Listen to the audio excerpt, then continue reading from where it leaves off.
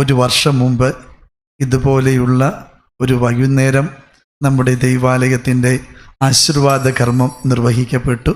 ഇന്നേക്ക് ഒരു വർഷം പൂർത്തിയാകുമ്പോൾ എത്ര വേഗത്തിലാണ് ഒരു വർഷം കടന്നുപോയത്. ദൈവം നമുക്ക് നൽകിയ വലിയ അനുഗ്രഹമാണ് ഈ കൊച്ചു ദൈവാലയം എന്നുള്ളത് തീർച്ചയായും എടുത്തു പറയേണ്ട ഒരു കാര്യമാണ്. ഈ ദൈവാലയം 60 ദിവസം കൊണ്ട് പണിതീർത്തു എന്ന് പറഞ്ഞപ്പോൾ ഈ കൺസ്ട്രക്ഷൻ ഫീൽഡിലുള്ളവർ പോലും അത് അസംഭവ്യം എന്നാണ് പറഞ്ഞത്. എന്ന് വെച്ചാൽ ഇത് മനുഷ്യൻ പണിതതല്ല, ദൈവത്തിൻ്റെ കരത്തോട് ചേർത്ത് മനുഷ്യൻ തൻ്റെ കരം ചേർത്ത് വെച്ചപ്പോൾ ലഭിച്ച അത്ഭുതത്തിൻ്റെ സാക്ഷ്യമാണ്. അതുകൊണ്ട് തന്നെ ഇന്ന് ബലിയർപ്പിക്കുമ്പോൾ ദൈവത്തോടുള്ള നമ്മുടെ കൃതജ്ഞതയും ദൈവത്തിൻ്റെ കരങ്ങളോട് ചേർത്ത് വെച്ച് ഈ ദൈവാലയത്തിൻ്റെ നിർമ്മാണ പ്രവർത്തനങ്ങളിൽ സഹകരിച്ച് പ്രവർത്തിച്ച ഒത്തിരിയേറെ കരങ്ങളുണ്ട്.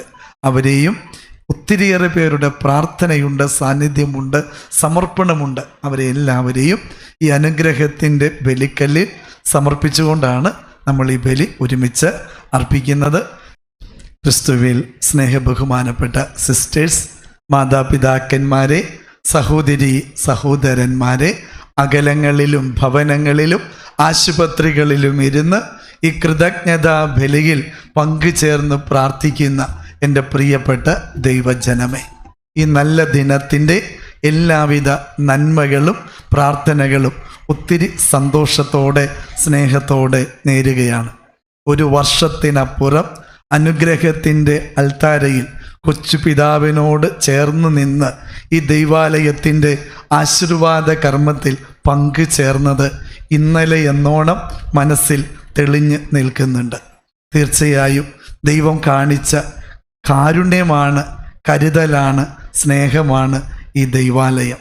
ഒത്തിരിയേറെ അപകട വഴികളിലൂടെ കടന്നു പോയപ്പോഴും കൈപിടിച്ച് ഇങ്ങനെ താങ്ങുന്ന ദൈവത്തിൻ്റെ കരം നമ്മൾ കണ്ടതാണ് ഈ ദൈവാലയത്തിൻ്റെ നിർമ്മാണ പ്രവർത്തനങ്ങളിൽ ഉടനീളം.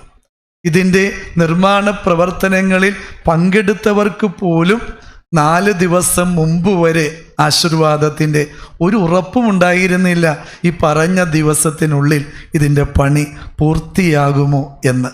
എന്നിട്ടും ഇത്ര സുന്ദരമായ ഒരു ദൈവാലയം നമുക്ക് സ്വപ്നം കാണാൻ പറ്റുന്നതിനും അപ്പുറത്ത് സുന്ദരമായ ഒരു ദൈവാലയം തമ്പുരാൻ നമുക്ക് നൽകി. ദൈവത്തിൻ്റെ ഈ പരിപാലനയെ ഓർത്ത് നന്ദി അർപ്പിക്കുകയാണ്. ഒരു വീടിൻ്റെ ആശീർവാദത്തിൽ പങ്കെടുത്തുകൊണ്ടിരിക്കുമ്പോൾ ആ വീട്ടിലെ സഹോദരി ഇങ്ങനെ ആശീർവാദത്തിൻ്റെ പ്രാർത്ഥനയുടെ തുടക്കം മുതൽ കരഞ്ഞുകൊണ്ടിരിക്കുക. വല്ലാത്ത സങ്കടം തോന്നി. എന്തുകൊണ്ടായിരിക്കാം ഈ സഹോദരി ഇത്രത്തോളം സന്തോഷം നൽകുന്ന തങ്ങളുടെ ജീവിതത്തിൻ്റെ സ്വപ്നമായ ഒരു വീട് ലഭിച്ച് അതിൻ്റെ ആശീർവാദം അച്ഛൻ നിർവഹിക്കുമ്പോൾ ഇങ്ങനെ കരഞ്ഞുകൊണ്ടിരിക്കുന്നത് എന്ന്. ആശീർവാദം കഴിഞ്ഞപ്പോൾ ആ സഹോദരിയെ ഇത്തിരി മാറ്റി നിർത്തിയിട്ട് ചോദിച്ചു, എന്തു പറ്റി ഇങ്ങനെ കരയാനായിട്ട് എന്ന്. അവർ കരച്ചിലടക്കി പിടിച്ചിട്ട് ഇപ്രകാരമാണ് പറഞ്ഞു തുടങ്ങിയത്, അച്ഛാ എങ്ങനെ കരയാതിരിക്കും? സ്വപ്നം കാണാൻ പോലും പറ്റുന്ന ഒന്നായിരുന്നില്ല സ്വന്തമായിട്ട് ഒരു വീട്. എന്നിട്ടും എൻ്റെ നല്ല ദൈവം മരമായും കല്ലായും സിമൻ്റായും ഒക്കെ എനിക്ക് പലർ വഴി നൽകി ഇപ്രകാരം സുന്ദരമായൊരു കൊച്ചു വീട് പണിയിച്ച് തന്നതോർക്കുമ്പോൾ ഞാൻ എങ്ങനെയാണ് കരയാതിരിക്കുന്നത്? ഓരോ ദിവസവും ഓരോ നിമിഷവും ദൈവത്തിൻ്റെ അനന്തമായ പരിപാലന അനുഭവിച്ചറിയുന്ന എൻ്റെ പ്രിയപ്പെട്ട ദൈവജനമേ, നിങ്ങൾക്കെല്ലാവർക്കും ഹൃദയത്തിൻ്റെ നന്ദിയും സ്നേഹവും ഒരിക്കൽ കൂടെ ഞാൻ അറിയിക്കുകയാണ്. ഇന്ന് തപസ്സുകാലത്തിൻ്റെ 2ാമത്തെ ഞായറാഴ്ചയാണ്. കഴിഞ്ഞ ഞായറാഴ്ച മരുഭൂമിയിലേക്കാണ് തിരുസഭാ മാതാവ് നമ്മെ കൊണ്ടുപോയത്. ഇന്ന് തിരുസഭാ മാതാവ് നമ്മെ കൂട്ടിക്കൊണ്ടു പോകുന്നത് മലമുകളിലേക്കാണ്. മലമുകളിലേക്ക് പോകുക എന്നതിൻ്റെ അർത്ഥം വിജയത്തിലേക്കുള്ള ചവിട്ടുപടികളാണ്. അപ്പോൾ ജീവിത വിജയത്തിനായിട്ട് ഒരുവൻ ചെയ്യേണ്ടത് എന്താണ് എന്നാണ് ഇന്നത്തെ വചനം നമ്മോട് പറഞ്ഞു തരാം. പ്രത്യേകിച്ച് പരീക്ഷയൊക്കെ നടക്കുന്ന അല്ലെങ്കിൽ അടുത്തു വരുന്ന ഈ ദിവസങ്ങളിൽ ജീവിത വിജയത്തിനായി അല്ലെങ്കിൽ ഏതൊരു വിജയത്തിനായിട്ടും ഒരുവൻ ചെയ്യേണ്ട കാര്യങ്ങൾ എന്ത് എന്ന് ഇന്നത്തെ തിരുവചനത്തിലൂടെ തിരുസഭാ മാതാവ് നമ്മോട് പറഞ്ഞു തരുന്നുണ്ട്. ഇതിൽ ഒന്നാമത്തെ വായന ഉൽപ്പത്തി പുസ്തകത്തിൽ നിന്നുമാണ്. നമ്മൾ അവിടെ കാണുന്നത് അബ്രാഹത്തെയാണ്. അബ്രാഹത്തിൻ്റെ ദൈവവിളിയാണ്. ആ വിളി അത്ര എളുപ്പമുള്ള കാര്യമല്ല. താൻ ഇത്രയും നാളുമായിരുന്ന നാടും വീടും വീട്ടുകാരെയും വിട്ടിട്ട് പോകുക എന്നുള്ളതാണ് ദൈവവിളി. എളുപ്പമുള്ള കാര്യമാണോ? ഒരിക്കലും അല്ല. കാരണം നമ്മളൊക്കെ കംഫർട്ട് സോൺ അന്വേഷിക്കുന്നവരും അതിൽ സംതൃപ്തരായി കഴിയുന്നവരുമാണ്. ഞങ്ങൾക്ക് ഇത് മതി, ഇതിനപ്പുറത്തേക്കുള്ളതൊന്ന് ഞങ്ങൾ ചിന്തിച്ചിട്ട് പോലും ഇല്ല എന്ന് ചിന്തിക്കുന്ന ഒരാൾക്കും ജീവിത വിജയം ലഭിക്കില്ല എന്നുള്ളത് യാഥാർത്ഥ്യമാണ്. നമ്മുടെ കംഫർട്ട് സോൺ വിട്ടുപേക്ഷിക്കുവാനുള്ള ആർജവം, ധൈര്യം, കരുത്ത് ആദ്യം നമുക്ക് ഉണ്ടായിരിക്കണം ജീവിത വിജയത്തിനായിട്ട്. നമ്മൾ നമ്മുടെ ചുറ്റുപാടുകൾ നമ്മൾ ഇപ്പം ഈ നാട്ടിലെ സ്കൂളുകളിലൊക്കെ പഠിച്ചാലും ഒരിടത്തെത്താൻ പോണില്ല. അപ്പോൾ നമ്മുടെ കംഫർട്ട് സോൺ എന്താ? നമ്മുടെ വീട്, നമ്മുടെ പരിചയക്കാർ, ബന്ധുക്കൾ, കൂട്ടുകാർ, അവരെ ഒക്കെ വിട്ടിട്ട് തന്നെ മക്കൾ ദൂര സ്ഥലങ്ങളിലേക്ക് പോകണം. എന്നാലേ ജീവിതത്തിൻ്റെ വലിയ വിജയ പടവുകൾ ഇങ്ങനെ മക്കൾക്ക് ചവിട്ടി കയറാനായിട്ട് പറ്റുള്ളൂ. അബ്രാഹത്തിൻ്റെ വിളി ഇതായിരുന്നു. നിന്റെ കംഫർട്ട് സോൺ വിട്ടുപേക്ഷിക്കാൻ നീ തയ്യാറാണോ? വചനം പറഞ്ഞു, അവൻ ആ ക്ഷണത്തിൽ വീടും വിട്ട് നാടും വിട്ട് വീട്ടുകാരെയും വിട്ട് അവൻ യാത്ര തുടങ്ങി എന്നുള്ളതാണ്. അപ്പോൾ ജീവിത വിജയത്തിൻ്റെ ഒന്നാമത്തെ പാഠം ഇതാണ്. നമ്മുടെയൊക്കെ ജീവിതത്തിൻ്റെ കംഫർട്ട് സോണുകൾ നഷ്ടപ്പെടുത്താൻ നാം തയ്യാറാകണം. അതത്ര എളുപ്പമുള്ള കാര്യമല്ല. അതിന് ധൈര്യം വേണം. ഭയപ്പെടരുത്. കാരണം നമ്മുടെ ഈ ലോകമെന്ന് പറയുന്നത് ഈ ഇട്ടാവട്ടമൊന്നുമല്ല, ഇതിനപ്പുറത്തുണ്ട് എന്ന തിരിച്ചറിവിൻ്റെ പ്രകാശം കിട്ടിയാൽ മാത്രമേ നമുക്ക് ഈ വെല്ലുവിളി ഏറ്റെടുക്കാനായിട്ട് പറ്റുകയുള്ളൂ. അതുകൊണ്ട് അബ്രാഹാം ആരായി? വിശ്വാസികളുടെ പിതാവായി. അവനെക്കുറിച്ച് വചനം പറയുന്നത് എന്താ? അവൻ ഒരു അനുഗ്രഹമായിട്ട് മാറി എന്നുള്ളതാണ്. അപ്പോൾ കംഫർട്ട് സോൺ വിട്ടുപേക്ഷിക്കാൻ ഏതൊരുവൻ ആ വെല്ലുവിളി ഏറ്റെടുക്കാൻ തയ്യാറാകുന്നുവോ അവർ അനുഗ്രഹമായിട്ട് മാറും, അവർ വിശ്വാസികളുടെ പിതാവായിട്ട് മാറും എന്നുള്ളത്. അതാണ് ഒന്നാമത്തെ കാര്യം. രണ്ടാമതായിട്ട് ജീവിത വിജയത്തിനായിട്ട് ചെയ്യേണ്ട കാര്യം എന്താ? രണ്ടാമത്തെ വായനയിൽ നാം ആദ്യമേ വായിച്ചു, ദൈവത്തിൻ്റെ ശക്തിയിൽ ആശ്രയിച്ചുകൊണ്ട് നീ നിന്റെ ജീവിതത്തെ ക്രമീകരിക്കുക. നമ്മൾ പലപ്പോഴും ആശ്രയിക്കുന്ന എന്തില? മനുഷ്യന്റെ ബലങ്ങളില, കരുത്തില. അതൊക്കെ ക്ഷണികമാണെന്നുള്ളത് യാഥാർത്ഥ്യമാണ്.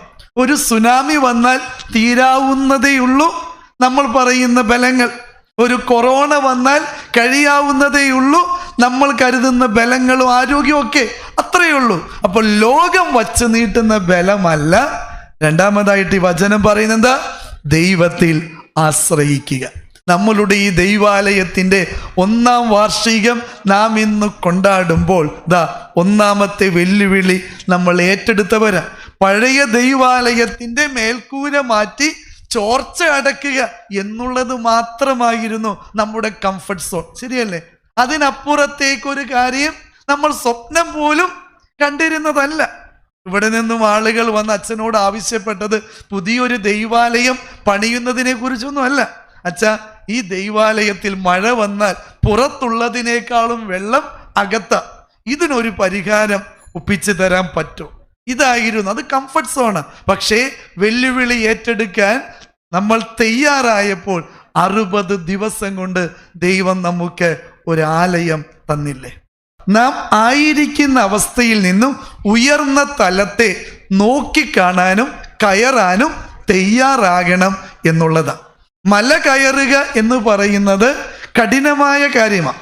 പ്രത്യേകിച്ച് വിശുദ്ധ നാട് സന്ദർശിച്ചിട്ടുള്ളവർക്കറിയാം, താബോർ മല എന്ന് വെച്ചാൽ അവിടെയുള്ളതിൽ വെച്ച് ഏറ്റവും വലിയ മലയാണ്. അത് അറ്റം വരെ ഒന്ന് കയറുക തന്നെ ഒത്തിരിയേറെ ടയേർഡ്സുമാണ്, നമ്മൾ ക്ഷീണിച്ചു പോകുന്ന ഒന്നാണ്. അപ്പോൾ അന്ധകാലത്ത് 2000 വർഷങ്ങൾക്ക് മുമ്പ്, ഇന്ന് റോഡൊക്കെ ഉണ്ട്, അന്നത്തെ ഒരു അവസ്ഥയിൽ ഈ മല കയറുക എന്ന് വെച്ചാൽ അതികഠിനമായ ഒന്നായിരുന്നു എന്നറിയിക്കാം. അപ്പോൾ മല കയറുക എന്നുള്ളതാണ് ജീവിത വിജയത്തിൻ്റെ 3-ാമത്തെ പാഠം എന്നുള്ളതാണ് ഈ വചനം നമ്മോട് പറയുക. മല കയറുക എന്ന് വെച്ചാൽ ആയിരിക്കുന്ന തലത്തിൽ നിന്നും ഉയർന്ന തലത്തിലേക്ക് വളരാൻ നമുക്ക് പറ്റണം. നമ്മുടെ ചിന്തകളുടെ നിലവാരം താഴ്ന്ന നിലത്ത് നിന്നും ഉന്നത നിലത്തിലേക്ക് നമ്മൾ വളർത്തണം. ചിന്തകളുടെ നിലവാരം ഉന്നതമാകുമ്പോൾ നമ്മുടെ ഭാവനകളും സ്വപ്നങ്ങളും ഉന്നതമായിട്ട് മാറും. നമ്മുടെ ഭാവനകളും സ്വപ്നങ്ങളും ഉന്നതമായിട്ട് മാറുമ്പോൾ നമ്മുടെ പ്രവർത്തികൾ ഉന്നതമായിട്ട് മാറും. നമ്മുടെ പ്രവർത്തികൾ ഉന്നതമായിട്ട് മാറുമ്പോൾ നമ്മുടെ ജീവിതം ഉന്നത നിലവാരത്തിലേക്ക് ഉയരും. നമ്മുടെ ജീവിതം ഉന്നത നിലവാരത്തിലേക്ക് ഉയരുമ്പോൾ ഇത് കാണുന്ന മനുഷ്യർ നമ്മെ നോക്കി വിളിച്ചു പറയും, നല്ല പേഴ്സണാലിറ്റിയാ, അവന് നല്ല വെട്ടമാ, പ്രകാശമാ, അവൻ്റെ മുഖം സൂര്യൻ്റെ മുഖം പോലെ പ്രശോഭിച്ചു എന്നൊക്കെ പറയുന്നത് എന്തുകൊണ്ടാ? ഈ നിലവാരം ഉയർത്തി എന്നുള്ളതാ. അപ്പോൾ ജീവിത വിജയത്തിൻ്റെ അടുത്ത പടി എന്താ? ആയിരിക്കുന്ന ഇന്നിൻ്റെ തലത്തിൽ നിന്നും ഉയർന്ന തലത്തിലേക്ക് വളരാനായിട്ടുള്ള കഠിനാധ്വാനം, പരിശ്രമം എൻ്റെ പ്രിയപ്പെട്ടവരെ നിങ്ങൾക്ക് ഉണ്ടായിരിക്കണം എന്നുള്ളതാണ്. ഈ ഒരു തലത്തിലേക്ക് നമ്മൾ വളരുമ്പോൾ നമ്മുടെ സൗഹൃദങ്ങളുടെ പ്രത്യേകത എന്താ? നമുക്ക് കിട്ടുന്ന കൂട്ടുകളും അപ്രകാരമുള്ളവരായിരിക്കും. നമ്മൾ താഴ്ന്ന തലത്തിൽ അല്ലെങ്കിൽ കെട്ട തലത്തിലാണെങ്കിൽ കെട്ടതായിരിക്കും നമുക്ക് കിട്ടുന്നത്. നമ്മുടെ നിലവാരം ഉയരുമ്പോൾ നമുക്ക് കിട്ടുന്ന സൗഹൃദങ്ങളുടെ ക്വാളിറ്റിയും മാറും. അത് ഉറപ്പായ കാര്യമാണ്. അതാണ് ഇവിടെയും കാണുന്നത്. ഉന്നത നിലവാരത്തിലേക്ക് അവർ എത്തിയപ്പോൾ അവർ അവിടെ കണ്ടതാരെയ? മോശയെയും ഏലിയായെയും ഒക്കെ കാണുന്നേ. നമ്മുടെ സൗഹൃദങ്ങളുടെ നിലവാരം വളർന്നു ഉയർന്നു എന്നുള്ളത് തന്നെയാണ് എൻ്റെ പ്രിയപ്പെട്ടവരെ നമ്മളിവിടെ കാണുന്നത്. എന്ന് വെച്ചാൽ ജീവിത വിജയത്തിന് നാം എടുക്കേണ്ട 1, 2, 3 സ്റ്റെപ്പുകൾ അച്ഛൻ പറഞ്ഞു തന്നു എന്നേ ഉള്ളൂ. ഈ വചനം മുഴുവൻ വ്യാഖ്യാനിക്കുകയാണെങ്കിൽ ഒത്തിരി സമയമെടുക്കും. ഇത്രയും പറഞ്ഞുകൊണ്ട് അച്ഛൻ നിർത്തുക. നമ്മുടെ ഈ ദൈവാലയം ഇത് പ്രാർത്ഥനയുടെ താബോർ മലയാണ് എന്നറിയുക. പ്രാർത്ഥനയുടെ താബോർ മലയാകുന്ന ഈ ദൈവാലയത്തിൻ്റെ വിശുദ്ധമായ അൾത്താരയ്ക്ക് മുന്നിലേക്ക് കടന്നു വരുന്ന ഓരോരുത്തർക്കും കരുത്ത് കിട്ടും. എന്തിനുള്ളതാ?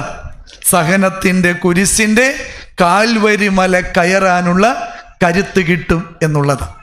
ഇത് കയറാതെ അവിടെ കയറിയാൽ പാതി വഴിക്ക് നമ്മൾ തളർന്നു വീഴും എന്നുള്ളത് യാഥാർത്ഥ്യമാണ്.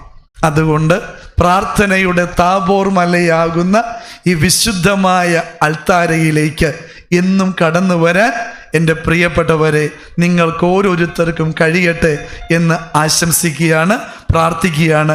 അപ്പോൾ തീർച്ചയായും സഹനത്തിൻ്റെ വേദനകളുടെ കുരിശിൻ്റെ കാൽവരി മല അഭിമാനത്തോടെ ശിരസുയർത്തിപ്പിടിച്ചുകൊണ്ട് നടന്നു കയറുവാനുള്ള കരുത്ത് നമുക്ക് ഓരോരുത്തർക്കും ലഭിക്കും.